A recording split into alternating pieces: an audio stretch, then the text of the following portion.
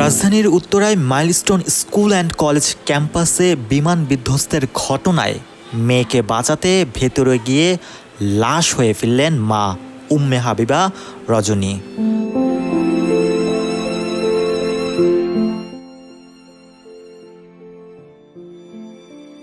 মঙ্গলবার ভোরে রজনীর মরদেহ কুষ্টিয়ায় নেওয়া হয়।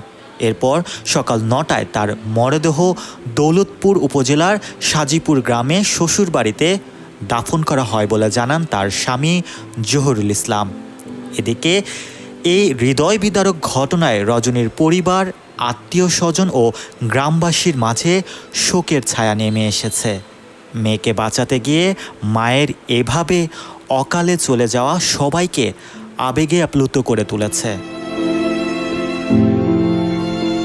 জানা গেছে, সোমবার দুপুরে রাজধানীর উত্তরা এলাকায় মাইলস্টোন কলেজের ওপর একটি প্রশিক্ষণ বিমান বিধ্বস্ত হয়। এতে কলেজে আগুন ছড়িয়ে পড়ে। আগুন লাগার পর মুহূর্তে শিক্ষার্থী, অভিভাবকদের মধ্যে আতঙ্ক ছড়িয়ে পড়ে। ওই সময় রজনী মাইলস্টোন কলেজে অবস্থান করছিলেন। শিশুকন্যা অন্যদের সহায়তায় বাইরে বেরিয়ে এসেছিল, কিন্তু রজনী মেয়েকে না পেয়ে ভেতরে গিয়ে আগুনের লেলিহান শিখায় দগ্ধ হন। পরে তাকে গুরুতর অবস্থায় উদ্ধার করে ঢাকা সিএমএস হাসপাতালে নেওয়া হয়। সেখানেই রাতে বার্ন ইউনিটে চিকিৎসাধীন অবস্থায় মারা যান।